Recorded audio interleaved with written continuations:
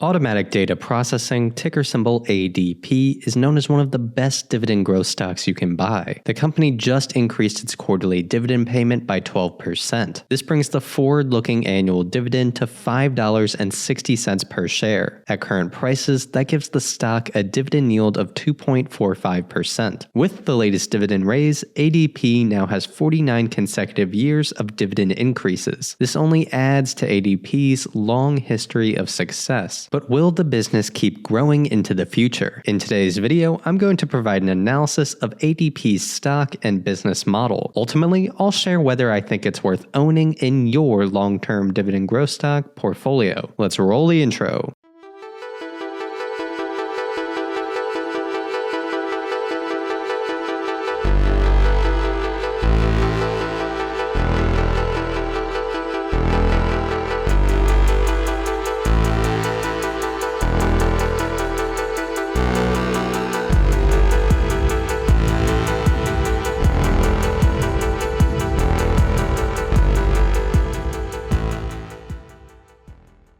My name is Zach, this is Dividend Data, and you should leave a like and subscribe to the channel if you enjoyed the video. Throughout, I'll be using the stock research tool I personally developed, which is available at dividenddata.com. Here you can do deep financial analysis on over 7,500 stocks, helping you find better investments. Link in the description and pinned comment. Founded in 1949, ADP started as a manual payroll processing business. This humble beginning served as a strong foundation to grow from. As an early market leader, ADP was able to expand into a wide suite of staffing and employment services. While considered to be in the industrial sector, ADP is very much a technology company. In fact, the business is starting to look more and more like a modern software as a service provider. Today, ADP has over 63,000 employees and $18 billion in annualized revenue. The business is broken up into two segments: employer services and professional employer organization, often referred to as PEO. The employer services segment offers strategic cloud-based platforms and HR outsourcing solutions. Its offerings include payroll, benefits administration, talent management, HR management, workforce management, insurance, retirement, and compliance services, as well as integrated HCM solutions. These are solutions to universal business problems solved through software. The company has developed integrations and an app marketplace that allow ADP to interface with other popular tools, whether it's things like QuickBooks, Workday, ZipRecruiter, Slack, Microsoft Teams, etc. ADP has transformed into a modern SaaS product. They serve customers of all sizes, ranging from small businesses all the way to massive corporations like Amazon. Similar to all tech companies, ADP is hard at work integrating generative AI throughout their software platform. This includes new ADP products like Roll, which make payroll easier through a simple AI-powered chat interface. Advancements in large language models and automating knowledge work will help accelerate ADP's business. It means they can provide more value and innovative solutions with less cost. This will need to be a core focus of the company. The employer services segment is ADP's largest business with $3.04 billion in Q1 revenue. This is up 9% year over year. On top of this, margins are up 220 basis points to 33.1%. This revenue growth was supported by new business bookings, strong retention, pays per control growth, and higher client funds interest revenue. That last part is really interesting. As a payroll company, ADP has client funds under their control before payroll is dispersed to clients' employees. In the newly reported 2024 Q1, ADP had an average client funds balance of $31.1 billion. That is up 6%. ADP is able to earn interest on these funds too. In Q1, they collected $202 million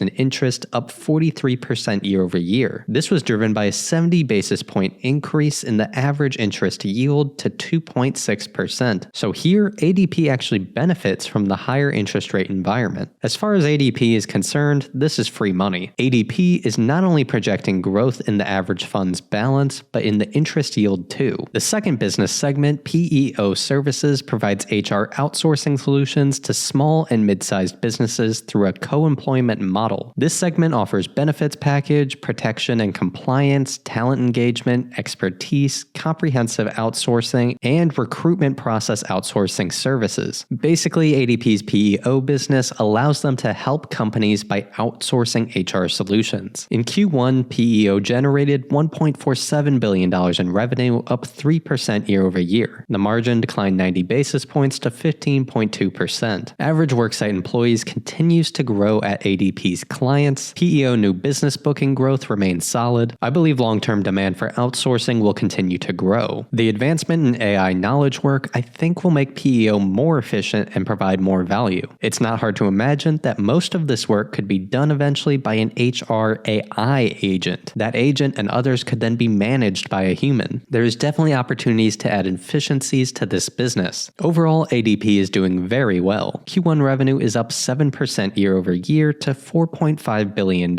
Adjusted EPS is up 12% year over year to $2.08. This comes from a diversified stream of business across the economy. Every year, the business becomes more efficient and digitally enabled. 36% of clients now run self-onboarding for their software. There has been a 20% reduction in service contact per client over the last 5 years. 34% of service requests are now supported digitally. Automation is a key focus of ADP. This will only get better with all the generative AI advancements. Despite the historic origins, ADP is becoming more tech-enabled by the day. Eventually, I see margins marching closer and closer to those seen in pure software businesses. This will generate strong returns for investors. ADP stock is currently trading at a price per share of $228.49. With 411.3 million shares outstanding, the market cap is $93.9 billion. The company is trading at 27 times last year's earnings. ADP is reliably growing earnings per share. This rate of growth has actually accelerated over the past 5 years. The ADP stock price has risen following this trend of growth. Revenue per share is growing at a 6.3% 10-year compound annual growth rate. The 5-year CAGR is 7.33%. Net income per share is growing at a 10.97% 10-year CAGR. This has accelerated with a 17.52% 5-year CAGR. Free cash flow per share is growing at a 12.61% 10-year compound annual growth rate. ADP is a free cash flow machine. This allows them to reward shareholders with consistent share repurchases and a growing dividend payment. ADP's shares outstanding continue to decline. In fact, it's over 1% every year. This reduction in share count increases the relative ownership of shareholders. It means your ownership in the company increases at no direct cost to you. This is a big part of ADP's total return to shareholders. On top of this, you have their historic growing dividend. The ADP dividend is growing at a 12.76% 10-year compound annual growth rate. The company just raised its dividend 12%. The prior increases were a massive 20.19% and 11.83%. ADP is on a path for reliable dividend growth. With 49 years of consecutive annual dividend increases, ADP's dividend and business model is very reliable. In 2023, they paid out 52% of their free cash flow as dividends. This payout ratio is always at a sustainable level. With the recent 12% increase, it's safe to assume ADP feels strong about their cash flow moving forward. ADP has $1.4 billion